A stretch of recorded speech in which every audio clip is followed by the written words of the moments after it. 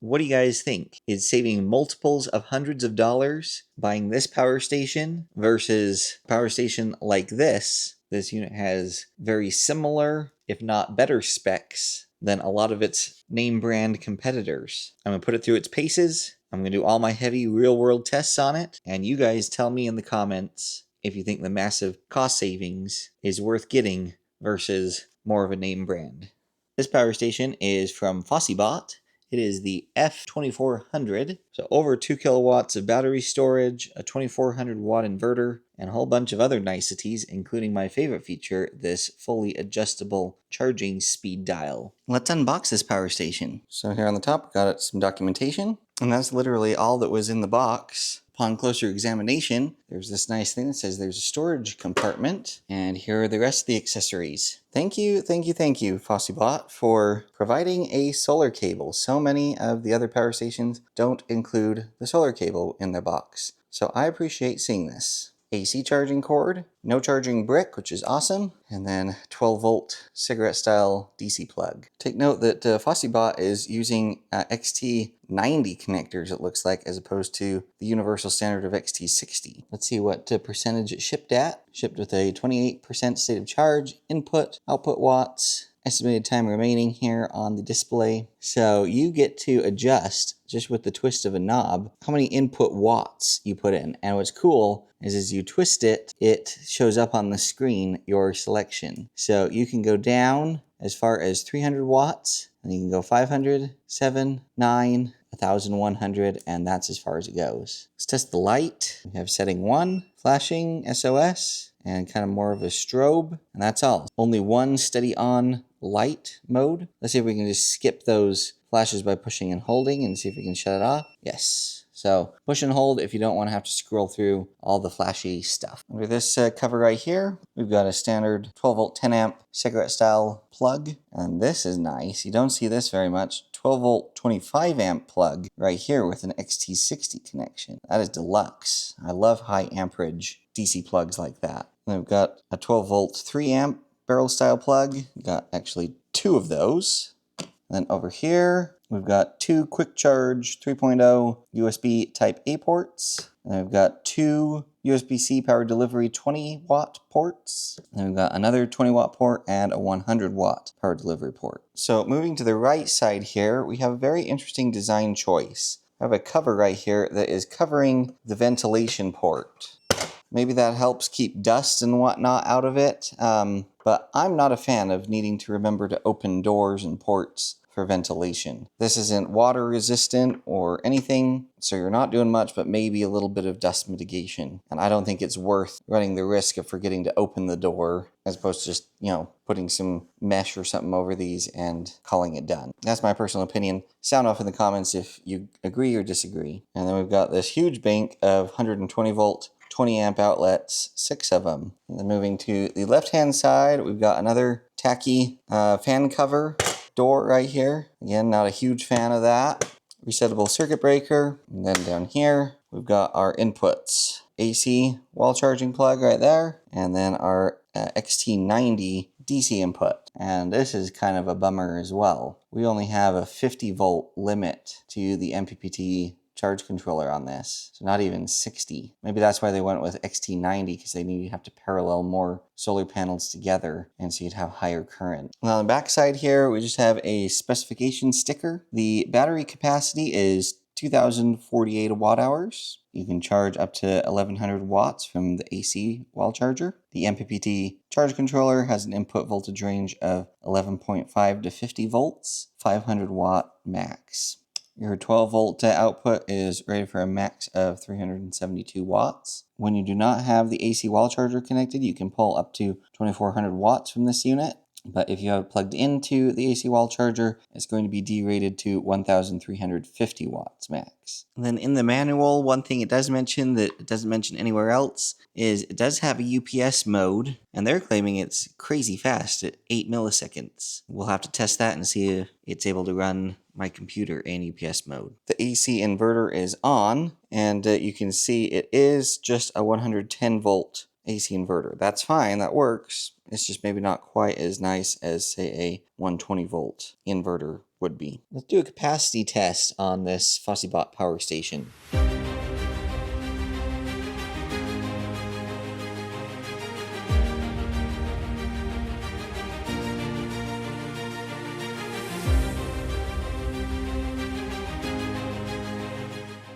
Capacity test is finished with this FossiBot power station, and based on that time lapse, we got 1,850 watt hours out of a possible 2,048, which made that capacity test on the AC side just about 90% efficient. That is really, really good. Okay, next we're going to do a recharge time test from 0 to 100%, and we're going to make sure we've turned it up to the fastest possible charge speed, 1100 watts. Go ahead and plug it in here. It says it's going to do a supercharge. We're starting to charge, so go ahead and start the stopwatch.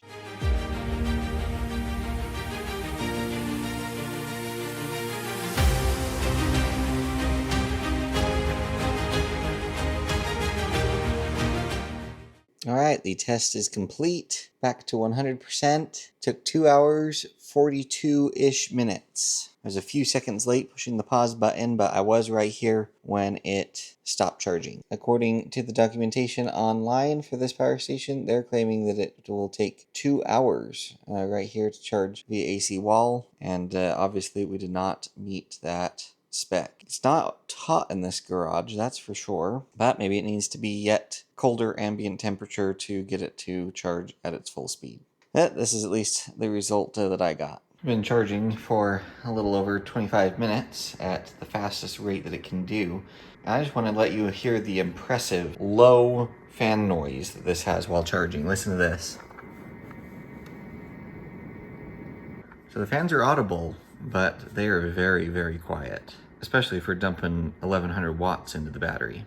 Okay, I got the app for this FossiBot power station, and you can see here, we can see our input watts from DC sources as well as AC sources, state of charge, and we can turn different things on. So turn the USBs on, and you can see that now we've got this icon and power flow there. You can do that with the AC inverter as well as the DC power sources. We can also turn the LED light on. And that's pretty much it in this main view. Tapping the settings up here in the top right, you can change the icon of the device, you can change the name. Permission management is simply just, administrative stuff for your accounts. You can make it so it doesn't beep anymore. You can remote shut it down if you want. This energy management is pretty cool. You can set a discharge limit as well as an upper limit. So if you want to charge from say 20 to 80%, you can configure that here. On charge settings here, you can enable silent charging if you want. AC booking charging allows you to schedule a time for it to AC charge. So if you have a time of use plan or something with your utility, then you don't get charged a whole bunch of money. You can charge when the power is cheap. You can set up your PV mode here, which is just one option, and you can also throttle the current for the DC input, which is pretty cool. Screen shutdown time, you get to specify how long the screen stays on for. Standby time, this is important. This allows you to set, if it times out or not, if there's no loads, and there's a bunch of options, whether it's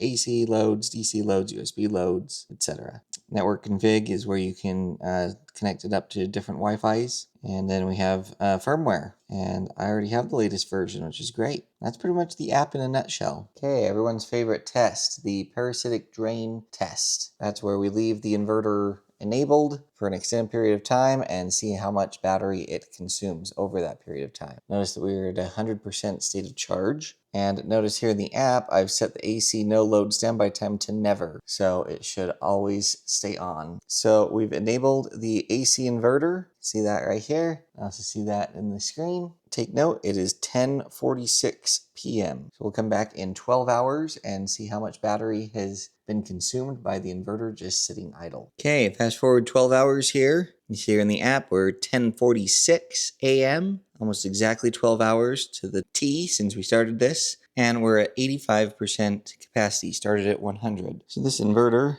if left on and just at idle, will consume just over 300 watt hours in a 12-hour period. So over a 24-hour period, it'd be like 614 watt hours or somewhere in that range. Or in other words, it will consume 25.6 watt hours per hour that the inverter is left enabled, which isn't terrible. I've certainly seen worse results than that, for sure. So for the size of the inverter, I think it did pretty darn good. Alright, let's do heavy load testing on this FossiBot power station. I've got a heat gun cranking at full steam over there. We're currently at 1300 watts. Let's add the space heater. Let's go ahead and put on low. That took us to just over 2000 watts. It'll probably settle down just a little bit. So still running both loads just fine. Just over 2000 watts. Let's go ahead and bump the heater up to high and see what happens. 2400. However, I don't know if you can hear, but the voltage seems to have sagged a little bit. So this might be doing some voodoo magic to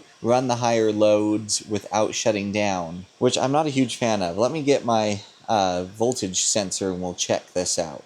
Okay, so with the heat gun on, the heater is just on fan mode, 1330 watts right now. You can see our voltage currently is at 108.7. Let's turn this heater on low. That should still be below the 2400 watt rating of this power station. Okay, so heater is on at low speed. You can see we're at 2000, just over 2000 watts. And our voltage is 108. Now watch what happens when I turn this to high. Okay, so we're going to go up to high heat and watch this voltage. Look at that, 101, 99, 97, 96. Isn't that crazy? Okay, it's come back up a little bit, but still 100 volts is a little low for me. And you can see it's kind of locking itself right in at 2400 watts. So personally, I would rather see this just shut off rather than lower the voltage, because what can happen is lowering the voltage too much. If you've got sensitive electronics, the heat gun and the heater don't care really about what voltage they get sent.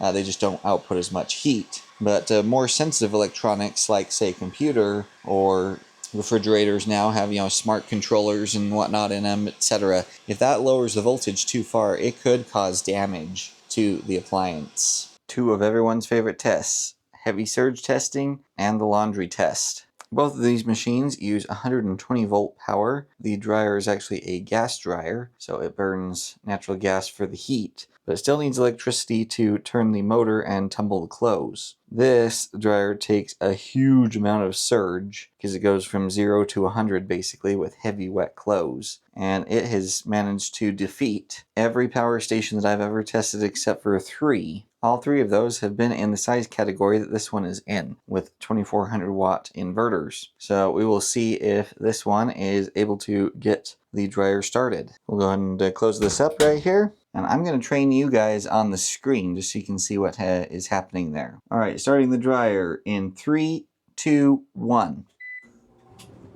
Ooh.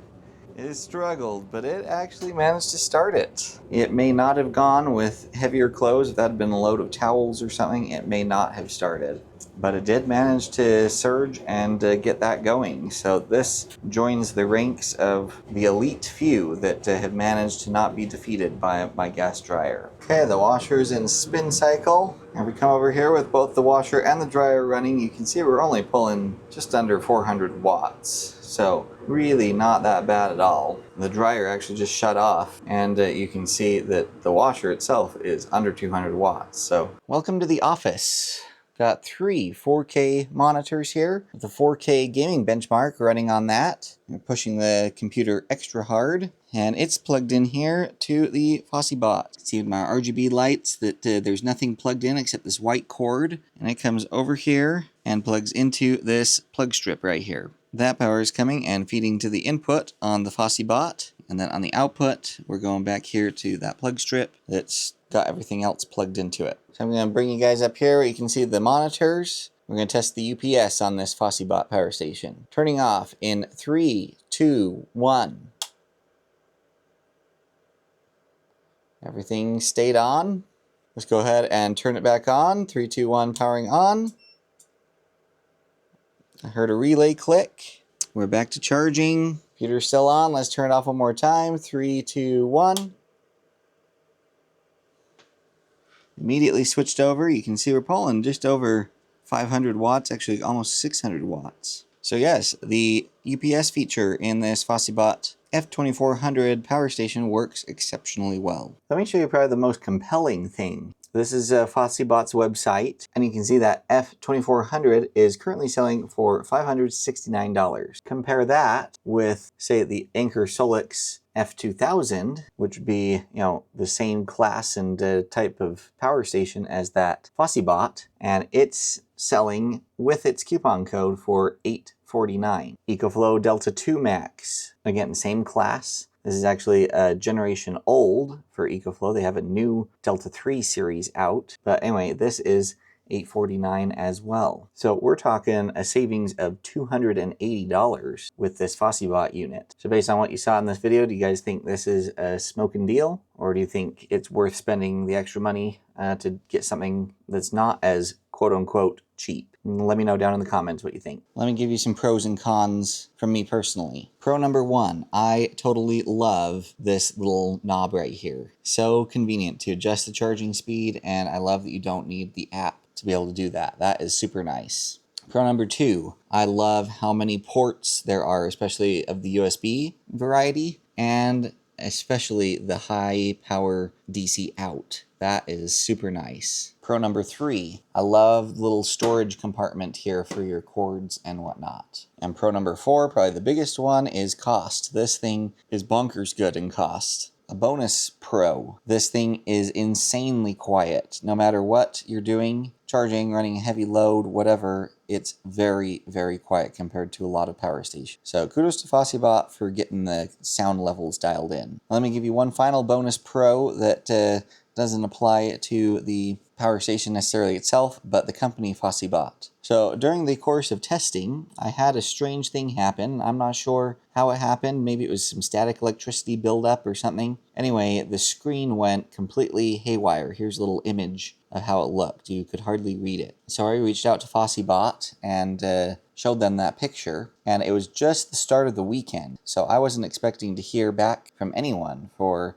at least 2 days. But within just a couple of hours of me submitting that picture, I had a response from FossiBot. They thanked me for sending that information in, and they deemed that there was an internal issue with this, and that they were going to just exchange it. No questions asked. They're going to send a prepaid shipping label to send the defective unit back and whatnot. So even on the weekend, they were on top of their customer service, which really says something good. Now, thankfully, I let this sit and did a couple of things myself, and it's back to working normally. So I'm going to keep this unit for now and not go through the hassle of an exchange. But I just wanted to let you guys know that I did have firsthand experience with FossiBot support, and they were very, very good and very fast and helpful and making sure that they made things right. Let's talk cons for a minute. I absolutely despise these things. Have I said that already in this video? Let's get rid of these. There's no reason to have to try to remember to open flaps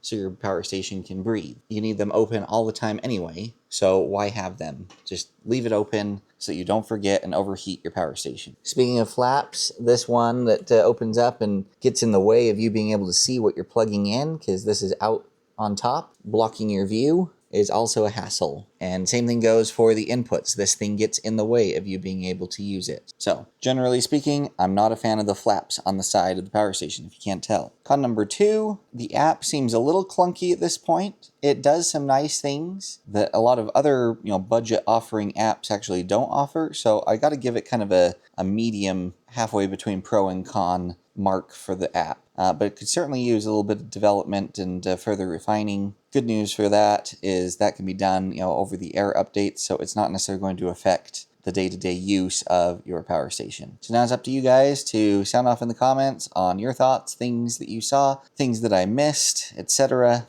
And it'll be interesting to hear your take on if you think this offering from FossiBot is as good of a bang for the buck as it appears to be. Like, comment, share, subscribe, and hype. The 5 free things that really benefit small channels like mine and allow me to continue to bring this free content. YouTube is not a nice place these days for small content creators, so we need your help getting this in front of as many eyeballs as we possibly can, and for some reason YouTube algorithm needs those 5 free things done to have any hope of the video getting pushed out. So I'll keep making free content if you'll help me out by doing those 5 free things. I'll have links below and any coupon codes I can get for this FossiBot unit.